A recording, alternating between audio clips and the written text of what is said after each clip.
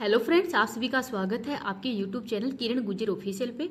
और इस क्लास के अंदर जो राजस्थान पॉलिटी के अंदर ही जो पहला टॉपिक राज्यपाल है, इसका मैं हैंड रिटन नोट्स के रूप में रिवीजन करवा रही हूँ। तो ये क्लास आपके हर एग्जाम्स के लिए वेरी इंपॉर्टेंट होने वाली है, तो प्लीज़ लास्ट तक क्लास को देखना है, चाहे वो PSI एग्जाम हो या RS EOR हो या जिस एग्जाम के अंदर राजस्थान पॉलिटी आती है, उन सभी के लिए इंपॉर्टेंट होगी। तो चलो बिना टाइम वेस्ट की क्लास की शुरुआत करते हैं। राज्यपाल संवैधानिक पद है और राज्य की जो कार्यपालिका का प्रमुख वो राज्यपाल ही होता है। और संविधान के भाग नंबर 6 के अंदर ही राज्यपाल पद का उल्लेख किया गया है। और अध्याय कौन सा है, तो अध्याय पे याद रखना, अध्याय नंबर 2 है। अनुच्छेद 153 से 162 तक उल्लेख किया गया है। तो अनुच्छेद नंबर 153 के अंदर ही राज्यपाल का पद का उल्लेख किया गया है। और मूल संविधान के अंदर एक राज्य में एक ही राज्यपाल होगा, इसका उल्लेख था। लेकिन 7वें संविधान संशोधन 1956 की धारा नंबर 6 के अंदर प्रावधान किया गया है कि एक ही व्यक्ति को 2 या 2 से अधिक राज्यों का राज्यपाल है वो भी नियुक्त किया जा सकता है। तो ये इस प्रकार से जो क्वेश्चन है वो आपका अब जो 2024 के अंदर RS प्री का एग्जाम है उसके अंदर भी आ चुका है, EORO एग्जाम के अंदर भी आ चुका है कि कौन से संविधान संशोधन के अंदर कहा गया है कि एक ही व्यक्ति को 2 या 2 से अधिक राज्यों का राज्यपाल नियुक्त किया जा सकता है। तो 7वें संविधान संशोधन 1956 के तहत थी। तो ये अब थोड़ा सा याद रख लेना।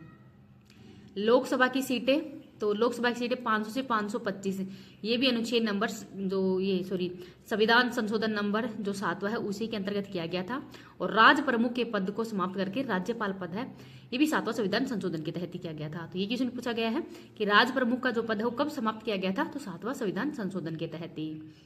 फर्स्ट जो राज प्रमुख कौन थे, तो सवाई मान सिंह थे। और पहले राज्यपाल कौन थे, तो गुरुमुख निहाल सिंह थे। इनकी नियुक्ति कब की गई, तो नियुक्त हुए थे 25 अक्टूबर 1956 को।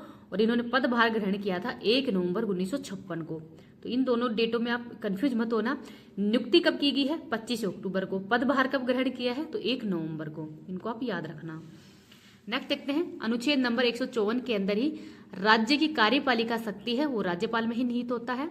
और 154(1) के अंदर इसके भी सब पार्ट दिए गए हैं, अनुच्छेद नंबर 154(1) और 2।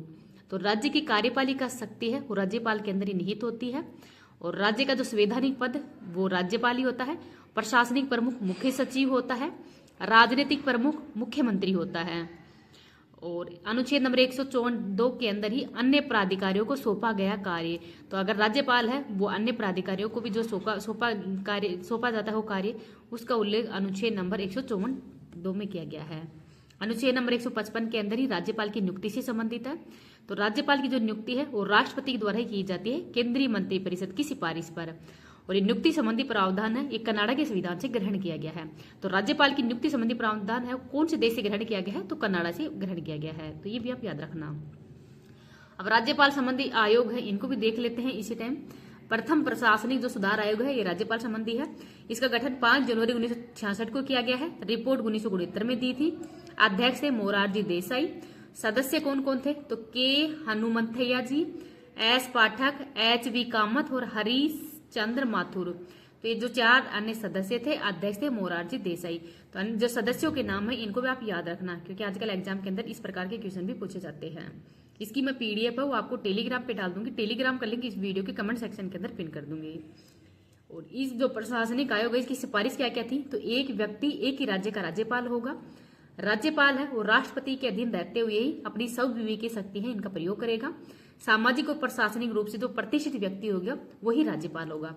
तो ये महत्वपूर्ण जो सिफारिश है वो प्रथम प्रशासनिक सुधार आयोग के द्वारा ही की गई थी। तो ये भी थोड़ा सा याद रखना। अगर आप RS एग्जाम की भी तैयारी करना चाहते हैं उसके अंदर भी इस प्रकार से क्वेश्चन, क्योंकि मेंस के अंदर तो आपको लिखना पड़ता है। तो जैसे ये पॉइंट है, अगर आप दे सकते हैं कि जो प्रथम प्रशासनिक सुधार आयोग है उसकी सिफारिश कौन कौन सी है, महत्वपूर्ण सिफारिशों के बारे में लिखो। तो इस प्रकार के क्वेश्चन भी आपको अगर पूछ सकते हैं तो उनमें मैंने डिटेल से ही रिवीजन करा रही हूँ। ऐसे नहीं कि बिल्कुल ही शॉर्ट नोट्स बना दूँ आपका कम टाइम के अंदर ही, क्योंकि आजकल राज्यपाल से संबंधित सबसे ज्यादा क्वेश्चन वो पूछे जा रहे हैं। तो मैंने सभी पॉइंट है उसके अंदर इंक्लूड कर दिए गए हैं। राजभंडार समिति का गठन 1969 को की गई है। रिपोर्ट 1971 को। अध्यक्ष थे डॉक्टर PV राजमन्नार और सदस्य थे PC चंद्रा रेड्डी, लक्ष्मण स्वामी मुदलियार। सिफारिश थी कि राज्यपाल की नियुक्ति राज्य सरकार के परामर्श पर किया जाना चाहिए। सरकारी आयोग इंपॉर्टेंट है, गठन किया गया था 9 जून 1983 को। रिपोर्ट पेश की थी जनवरी 1988 में। अध्यक्ष थे रणजीत सिंह सहरकारिया और सदस्य थे वी शिवरमन और NR सेन। NR सेन और वी शिवरमन इसके सदस्य थे। सिफारिश से कौन कौन सी है कि सत्तारूढ़ पार्टी के जो सक्रिय सदस्य है उसको राज्यपाल नहीं बनाना चाहिए। अगर कोई सक्रिय राजनीति के अंदर है तो पहले उसको पद से इस्तीफा देना पड़ेगा, उसके बाद में वो राज्यपाल का पद ग्रहण कर सकता है। मुख्यमंत्री से परामर्श करने पर ही उसकी नियुक्ति की जानी चाहिए। राज्य से बाहर का व्यक्ति होना चाहिए, अर्थात राज्य की मतलब उसी राज्य का व्यक्ति राज्यपाल का पद ग्रहण नहीं कर सकता।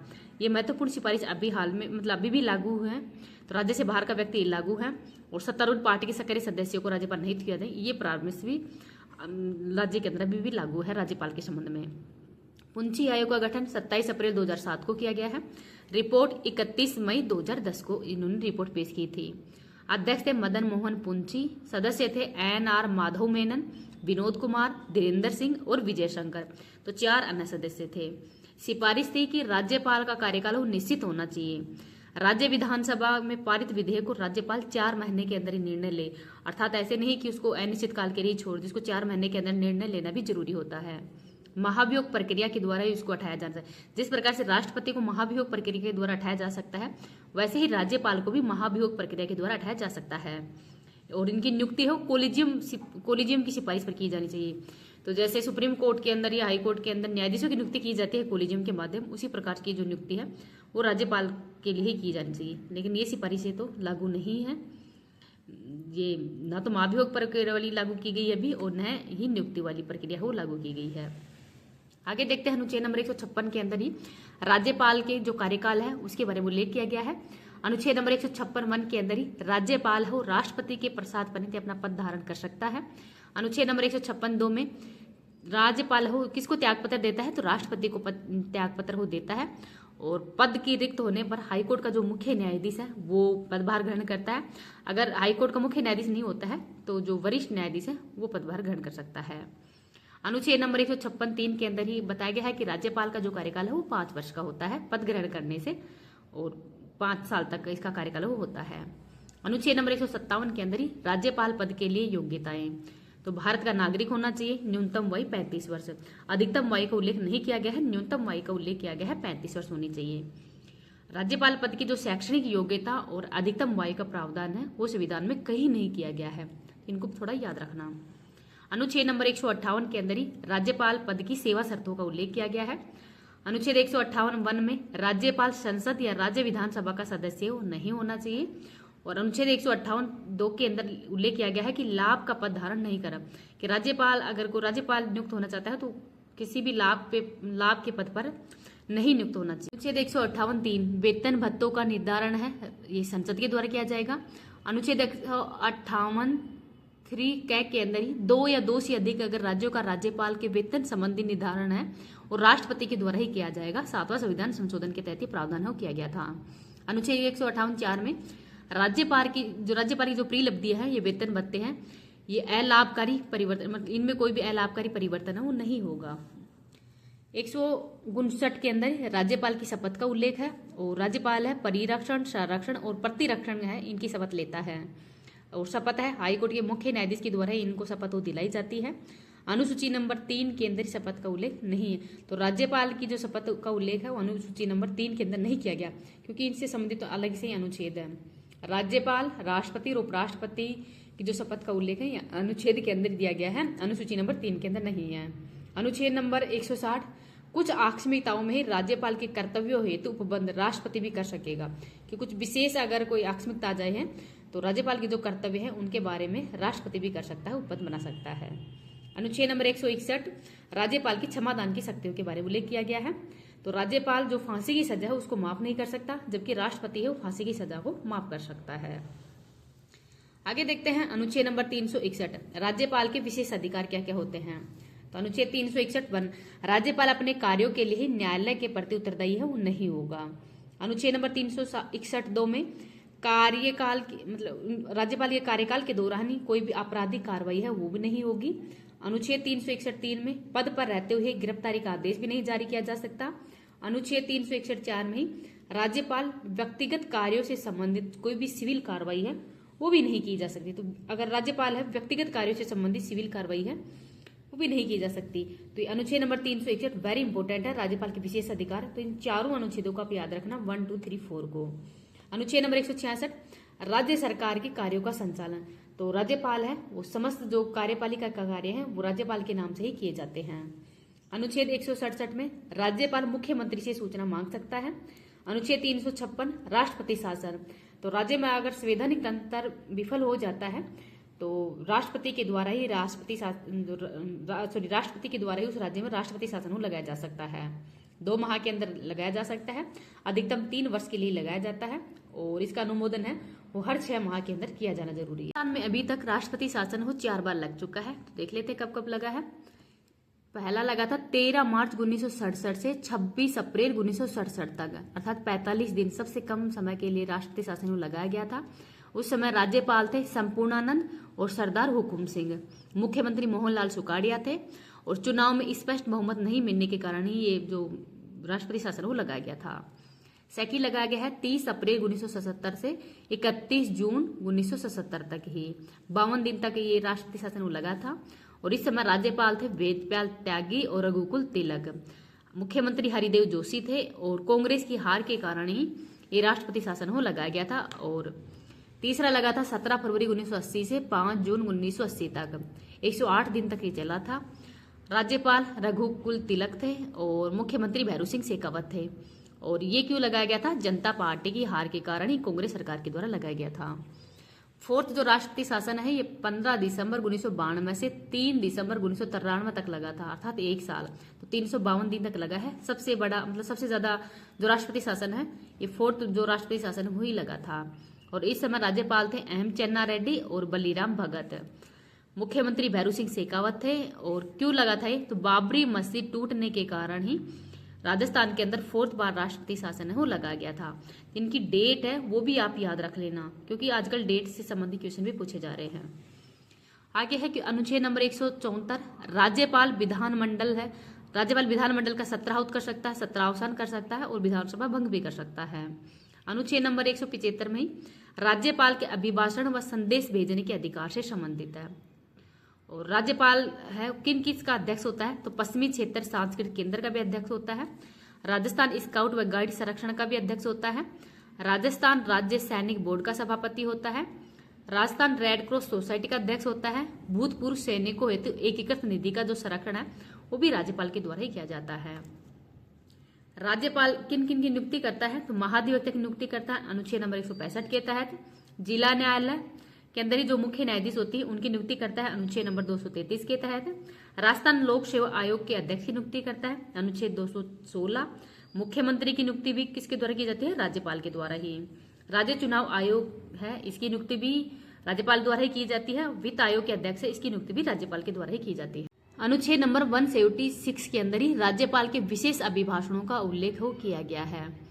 और यह अभिभाषण है राज्यपाल प्रथम बैठक जो आम चुनाव होते हैं उसके प्रथम बैठक है उसके अंदर अभिभाषण देता है। और बजट सत्र के प्रथम सत्र के अंदर भी अभिभाषण है वो राज्यपाल के द्वारा दिया जाता है।